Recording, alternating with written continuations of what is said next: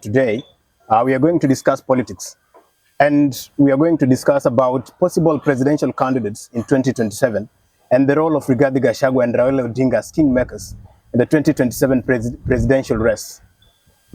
So, Francis, I'm joined by Francis. He's a co-host at the Sphere Arena YouTube channel.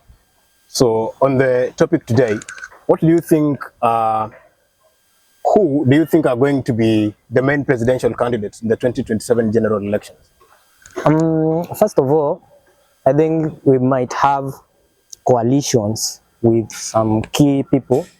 For instance, we know Rigathi Gachagua first, he won't be in the presidential race, because of the things which happened with the current president. He was impeached.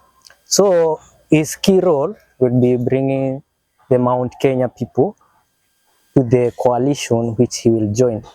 And in recent past, we have seen him with the likes of Okiya Omtatah, Kalonzo Musyoka, and it's like he have even endorsed Kalonzo Musyoka. Then he has been talking of Raila Odinga to come back, and they do some, maybe they run Kenyan politics. Okay, you know what, Francis? For Rigathi Gachagua, his case is in court, and he might win the case about his impeachment. So if he wins the case, he'll want to be on the ballot. If he doesn't win, he'll want to be a kingmaker to support someone for the presidential race in 2027. And President William Ruto, to defeat President William Ruto, You need Mount Kenya. it is first. First, to defeat President William Ruto, you need the mountain and another block that is another block that has a leader who has sycophants. I mean, people who follow him to death. But the key part here is Mount Kenya. So first of all is to win Mount Kenya, then go and search for that other block. And in the block thing, you are not sure whether you get all the votes. So you might think I'll obtain, let's say, 40% from Nyanza, Okay. 30% from Coast. So you conjoin them and make... In this country, there are only 3 blocks that are going to give you enough votes for you to become president. The first block is the Mount Kenya block. The Mount Kenya block is so far the most populated, more than 7 million votes. Then you come to the Rift Valley block, which votes as a block. Then you come to the Nyanza block. Now we have other blocks that can give you votes. Luyas are... They are separated. They are confused. You might find them voting for Raila Odinga, some voting for William Ruto, some voting for someone else. They don't put all their eggs in one basket. And wait for that. In that case of Luya, we have Eugene Wamalwa, we have Atoli, we have the Speaker of the National Assembly, Wetangula, and we have Musalia Mudavadi. They are both in different coalition, to say, because Eugene Wamalwa, we have seen him with Kalonzo and the likes of Rigathi Gachagua. We have seen Mudavadi and Wetangula, of course. Even they recently matched the party to be in the Kenya Kwanza coalition, that of Mudavadi. So Western, the Luya community already is divided. The Luya community, ahead of the 2027 general elections, first, Raila has the bigger block in the Luya community. That is the truth. If you take Mudavadi, combine him with Wetangula, combine him with that guy from Kitale, what is his name? Wamalwa. Eugene Wamalwa. They can't beat Raila in Western. Can't. They really can't. Even if you add Musalia Mudavadi to the block, they can't beat Raila Odinga. Raila Odinga has the block, by the way. Yes, that's why you'll see Raila Odinga getting most votes, because the block consists of Bungoma, Busia, Kakamega, Trans Nzoia. Yes, those 4 counties. In those 4 counties, Raila will get the most votes if you carry out an election today. So that means the Luya block, you can't count on it to become president today, because it doesn't have one leader who has a lot of followers, who are sycophants to him, who can follow him to death. I mean, people who are like loyal. That of Lu and Raila. Yes. So Rigathi Gachagua today is the leader of Mount Kenya. Today, Rigathi Gachagua, he has the mass following from Mount Kenya, yes, of course. Yes. So Rigathi Gachagua will be the kingmaker in 2027. Will decide Either Rigathi Gachagua or Raila Odinga. So if Raila Odinga decides to vie for presidency in 2027, people like Kalonzo will have no chance But you know, but Raila to might join one of the blocks, either to join William Ruto or Raila Odinga. But you know, to say William Ruto doesn't have that much following as per now. And we know like people are complaining of economy, abduction and No, such things. forget about people complaining They about it. won't vote for him. No, they will. Let me tell you about the voting block in Kenya. Kenya, for those people who you see on Twitter ranting, acting as intellectuals, talking about elections and every other thing, those people do not vote. The people who vote are very ignorant women in the villages. So if you go to Eldoret, you go to Trans Nzoia, you go to Bomet, you go to Narok, you come to counties like Elgeyo Marakwet, you come to counties like Nandi. Those are the people who vote.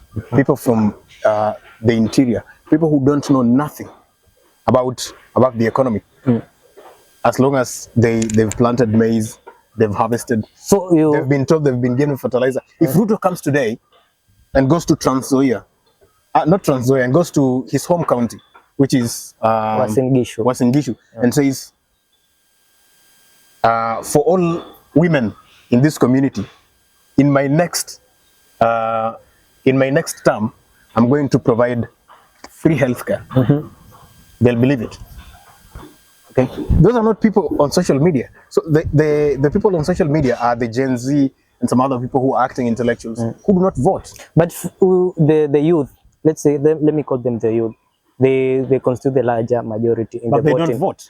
Imagine now they have learned. It's like they have learned a lesson from this term of William Ruto, and from the Gen Z revolution, the mandamanos and such. So I think we are aiming for a more registration, voter registration from the youth at large. 2027 voters will be the majority of the voters might be the youth, and the youth, I think they interact mostly from social medias. This is what I'll say. If you're talking about the youth and how they think. So recently, let me frame it on the global stage. On the global stage, recently we've had social media platforms rising. So we've had Facebook, we've had Twitter, now X, we've had TikTok, we have YouTube and all the other platforms. So these platforms have moved us from demographic people who are framed by the places we come from. I think the era of framing ourselves with our demographics is dead. Framing yourself as Luya, Kalenjin, I come from Mrima, I come from Rift Valley. It's dead, right? We know psychographic people. Psychographic people are people that think alike. They think alike in a way that they follow the same things. They believe in the same things. They think about the world in the same way. So if you talk about such people, they are meeting on the internet, right? And that's why you saw Kenya having Gen Z protests. Why? Because in the whole country, you have Gen Z that are thinking in the same way psychographically. They're thinking like, we want better leadership. We don't want corruption. We want better leaders. We want integrity, honesty. And psychographically, even the youth in Nigeria wanted to demonstrate and demand for better leadership. Like that of Bangladesh. This is where the problem comes in. Do we have leaders among Gen Z that can bring together all Gen Z and make sure that we coerce President William Ruto to form IEBC and to make sure that every Gen Z that doesn't have an identification card gets it, and they get to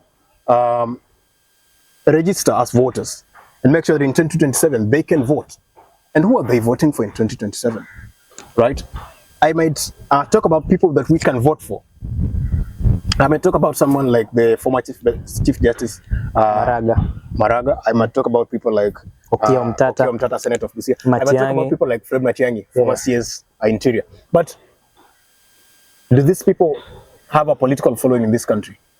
Can they sustain the road in politics? You know, politics is not just about coming out and talking. Politics is deep. Politics is that the players in politics are that, and that's why Rigathi Gachagua can sustain himself in politics. The reason is Okiya Mtata is not used to going to a rally and then you all of a sudden you see goons. Yeah. You see, if Raila is at a rally and you send goons to Raila Odinga, Raila Odinga has goons. Yeah. He has people who can cover him so that if stones are thrown to him, those stones can fall on his goons, not him. What about Okiya Mtata? Who does he have? He even seems like new to politics. Yes, he's new to politics. So that's the part of politics that people like Okiya Mtata do not have. Second, is that Okiya Mtata doesn't have a crowd. He doesn't have people that are sycophants to him that can vote for him. And that's the politics you're talking about in Kenya. Politics in Kenya is ethnicity. It's based on ethnicity. We might come here and say, oh, we don't care if you're Luya, we don't care if you're Kikuyu, we don't care if you're Kalenjin. But the truth is that we are ethnic to the core. Let me ask you the question. The most people who vote are our mothers, our fathers, our grandfathers. Are these people, do they know about a country that doesn't have ethnicity? Do you think you can educate them about voting for someone who is not ethnic? No. So Ruto might come out and say, oh, hatutaki ukabila. But I think deep down, if he goes to Uasin Gishu, he will tell them, sisi kama watu wa Eldoret. But I think that's where the Gen Z comes in educating their mothers. And I think I saw that tag being used in X and other social media. Like the Gen Z are the one who should teach the elder people and their mothers, their aunties, their uncles, their fathers and stuff, to tell them, like, we have now revolutionized. We don't need to vote a person because he's a Kikuyu. We don't need to vote a person because he comes from a political dynasty. It's time for us to think out of the ethnicity box, to see the manifestos, to see the like-minded people, for us to vote for them. Okay, Frank, we still have a long way to go. And when it comes to the Gen Z, the problem with Gen Z is that we think we can change the world with the hashtag. Hashtag Ruto must go. Hashtag Raila Odinga. But we saw the effect of the hashtag. You can't change the world with the hashtag.